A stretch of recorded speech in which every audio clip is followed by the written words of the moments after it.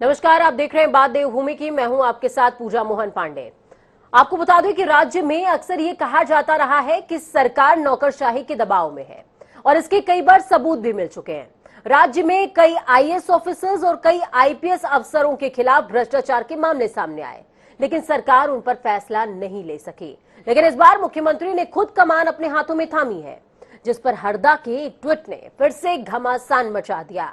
तो आज चर्चा इसी विषय पर कि हरदा का सवाल है और इस पर एक बार फिर नौकरशाही पे बवाल है। उत्तराखंड में सरकार के गठन और मंत्रियों के बीच विभाग के बंटवारे के बाद एक मांग जो प्रमुखता से उठी वो क्या थी? वो थी अफसरों की सीआर लिखने के अधिकार की, जिसके बाद ये जग जाहिर हो गया कि नेताजी साहब लोगों के रवैये से खासे परेशान है, जिसके बाद सरकार भी एक्शन में आई। और इस बीच हरदा के ट्वीट से एक बार फिर नौकरशाही, या यूं कहें कि बेलगाम नौकरशाही, चर्चा के केंद्र में आ गई है। चलिए, चर्चा आज इसी विषय पर होगी और इस चर्चा को खास बनाने के लिए हमारे साथ में नवीन ठाकुर हैं, प्रवक्ता है आप बीजेपी से। नवीन जी, बहुत स्वागत है आपका जनता टीवी पर। रविंद्र सिंह आनंद है हमारे साथ, आम आदमी पार्टी के प्रवक्ता हैं, जुड़ते रहते हैं हमारे साथ में। रविंद्र जी, बहुत स्वागत है। लखपत बुटोला जुड़े हैं हमारे साथ में, आप प्रवक्ता हैं कांग्रेस के। लखपत जी, बहुत स्वागत है आपका। और राहुल सिंह शेखावत वरिष्ठ पत्रकार के तौर पर हमारे साथ में जुड़ेंगे, क्योंकि इन्होंने लंबा टेन्योर देखा है पत्रकारिता का और तमाम चीजें बहुत करीब से देखी है, तो उनसे समझेंगे कि इस चर्चा के बाद उन्हें क्या समझ में आता है। चलिए, शुरुआत करेंगे लखपत बुटोला जी से। लखपत जी, हरदा ने ट्वीट किया है और उस ट्वीट के बाद घमासान मचा हुआ। ट्वीट की कॉपी मेरे पास मौजूद है।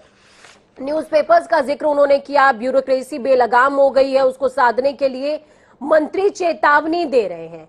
तो क्या कांग्रेस का यह मानना है कि मंत्रियों के अधीन अधिकारी नहीं होने चाहिए? क्या उनको स्वतंत्र रूप से काम किया जाना चाहिए? जबकि मंत्री कह रहे हैं कि भाई हमें काम तो उनसे ही लेना है, और काम अगर वो हमारी सुनेंगे ही नहीं तो काम करेगा कौन?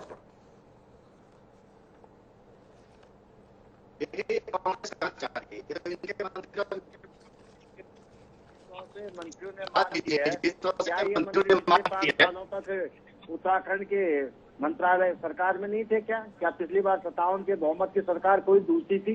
जो आप कहे जा रहे हैं कि बहुत सारी खामियां, बहुत सारी कमियां हैं।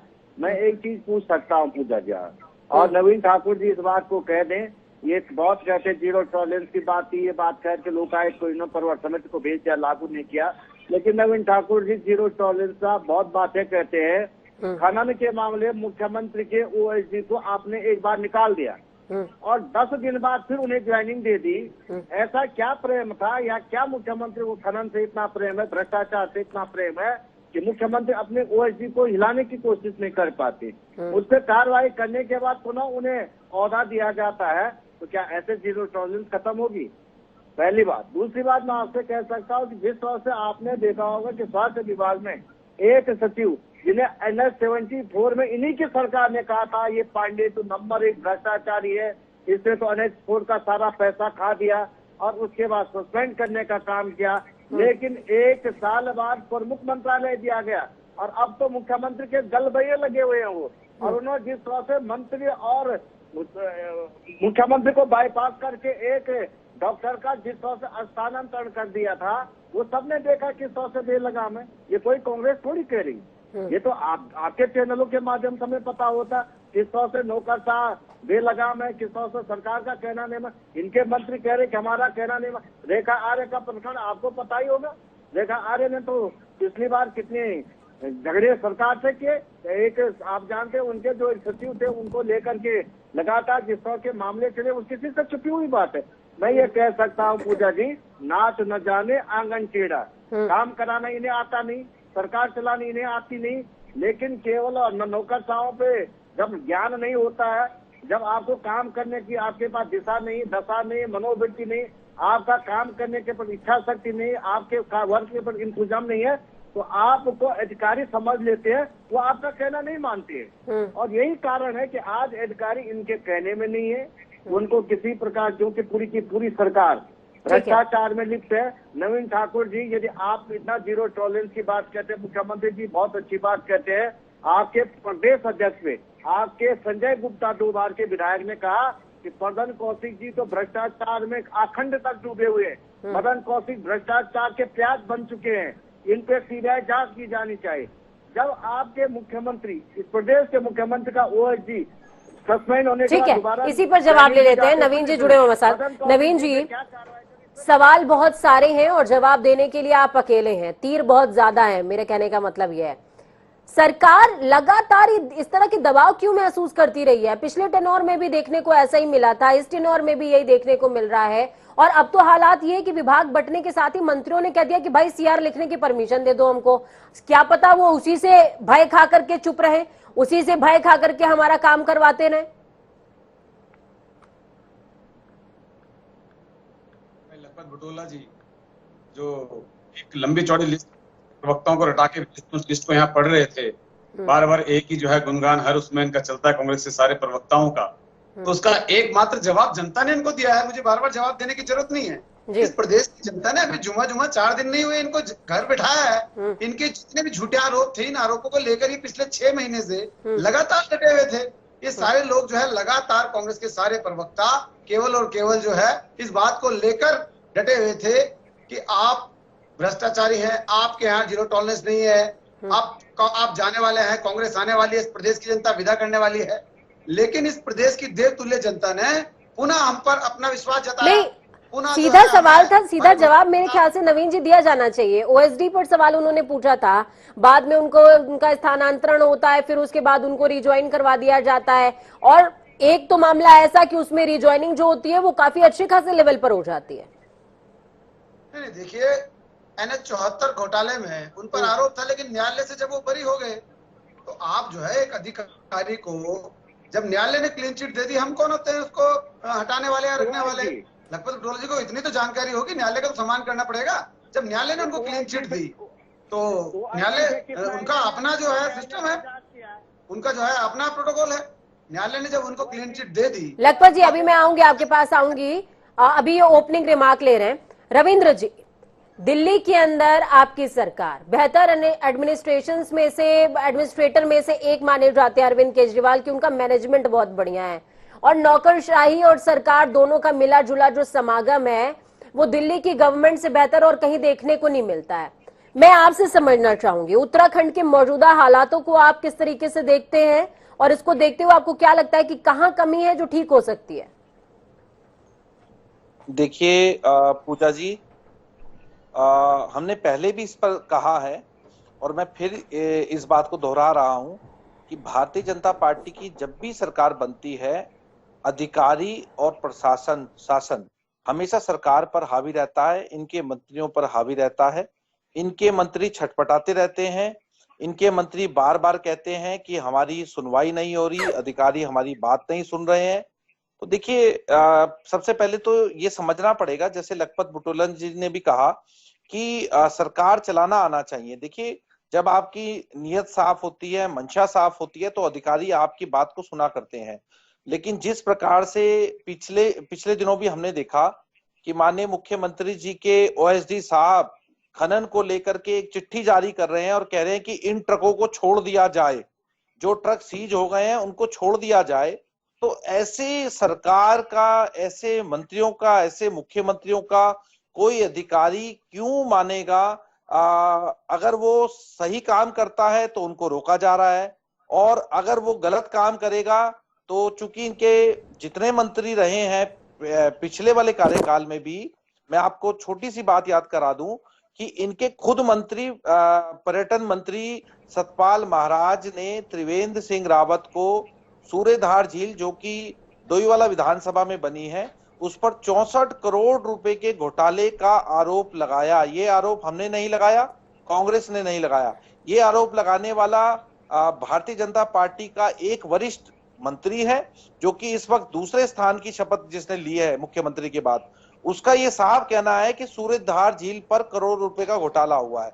इसके अलावा इनके विधायक पूरन सिंह फर्तियार, नहीं तो मैं आपका इशारा किस तरफ समझूं कि नेताओं और अफसरों के बीच में किसी तरह की कोई मिलीभगत रहती है, इस वजह से वो प्रेशर क्रिएट रहता है पॉलिटिशियंस के ऊपर?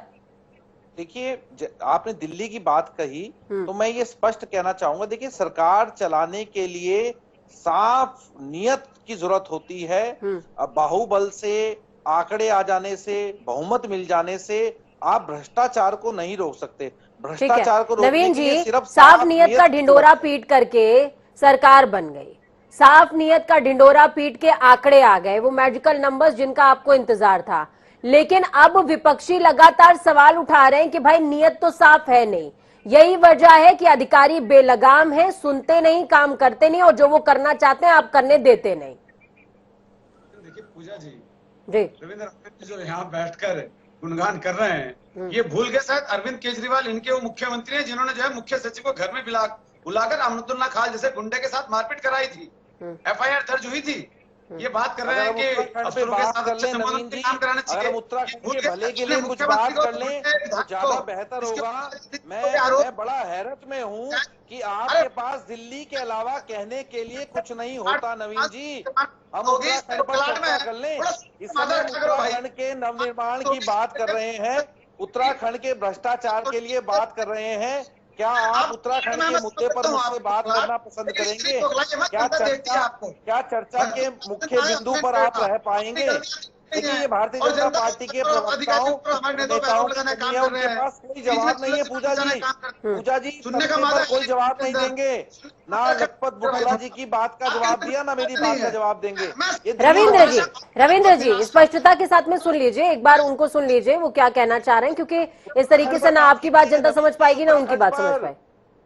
जी नवीन जी, रविंद्र जी बीच में बौखला रहे हैं। मैं समझ सकता हूँ इनकी बौखलाहट। 68 विधानसभा में जनता ने घर बिठा दिया, जमानत तक जब्त हो गई, तो इसलिए बेचारे बौखलाहट में है। लेकिन थोड़ा धैर्य रखना चाहिए, और जो सवाल कर रहे हैं झूठ के, उनका झूठ के सवालों का सच जवाब तो सुन ले। ये बौखला के जब इनको सच्चाई बता दी, दुनिया जानती है अरविंद केजरीवाल और इनका गुंडा विधायक अमरुद्दुल्ला खान केजरीवाल दंगों में भी देखिए, मैं आरोपी है। आपको नहीं बोलने दूंगा, मैं आपको बोलने नहीं दूंगा। नवीन जी, आप उत्तराखंड पर जवाब दीजिए। जो मेरे सवाल है उनका जवाब दीजिए, उनका जवाब आपको देना पड़ेगा। आप इस समय सत्तारूढ़ हैं, आपको जवाब देना होगा। आप दिल्ली ना जाइए, आपको जवाब देना होगा। नवीन जी सुना है कि 2 IFS ऑफिसर्स को रिटायर किया जा रहा है, और वो भी जबरिया। जवाब दीजिए। नवीन जी, सुना है कि 2 IFS ऑफिसर्स को रिटायर करने की तैयारी है, वो भी जबरिया। कितनी सच्चाई? माननीय मुख्यमंत्री ने कहा है कि जो अधिकारी ईमानदारी से काम करेंगे, जो हम योजनाएं लेकर आ रहे हैं उनको धरातल पर सही तरीके से उतारेंगे, जनता के लिए काम करेंगे, उनको प्रोत्साहन दिया जाएगा। और जो अधिकारी जनता और सरकार के बीच में आड़े आएंगे, उनको निश्चित तौर पर जो है जबरन रिटायर करना पड़े करेंगे। भ्रष्ट अधिकारी बिल्कुल बर्दाश्त नहीं होंगे। जनता की सेवा करने वाले और जनता के लिए काम करने वाले अधिकारी उत्तराखंड में चलेंगे, भ्रष्ट अधिकारी नहीं चलेंगे। ठीक है, लखपत जी आपका काउंटर है जी। विधायकों को बुला के जो है मारपीट करें अधिकारियों के साथ, यहाँ तो तरीके के साथ, शालीनता के साथ और कानून के दायरे। रविंद्र जी, लखपत जी बहुत टाइम से फिंगर रेज कर रहे हैं। लखपत जी आपका काउंटर है। में जमानत जब्त हो गई और उसके बाद भी बेशर्मी के साथ जो है। नवीन जी लखपत जी को सुन लीजिए। जी जी जी जी देखिए, मैं बहुत साधारण सी बातें कह सकता हूँ। आपको जनता ने जनादेश दिया, हम शुद्धता के प्रणाम करते हैं और जनादेश को मानते हैं। लेकिन जनादेश आपको लूट के लिए नहीं मिला है, भ्रष्टाचार के लिए नहीं मिला है, ये निश्चित रूप से। और आपने कहा ये 6 महीने पहले आरोप लगे। आपके जो संजय गुप्ता विधायक हैं, वो 14 तारीख को उन्होंने आरोप लगाया है, और उस पर क्या कार्रवाई की गई, कोई हम 6 महीने पुरानी बात नहीं कर रहे। मान्यवर, आप प्रवक्ता है, वरिष्ठ भाजपा के नेता, इतना तो याद रखे कब हमारे वो बसंते चुनाव हार गए हो, 2 बार के विधायक आपकी पार्टी के हैं, 14 तारीख पिछले महीने उन्होंने आरोप लगाया। वो कोई छुपी हुई बात थोड़ी है, ये हम थोड़ी करें। एक दूसरी बात है, आपके अभी लंसीडोन के विधायक ने क्या आरोप लगाए हैं, 3 दिन पहले की बात है। अपनी पिछली सरकार को किस तरह से उन्होंने सदन पर और मीडिया के सामने पब्लिक डोमेन में बातें ली कि पिछली सरकार के मंत्रियों ने किस तरह से भ्रष्टाचार किया। ये कोई हम कह रहे हैं, आपको अच्छाई के लिए दिया गया, हम निश्चित रूप से स्वागत करते हैं।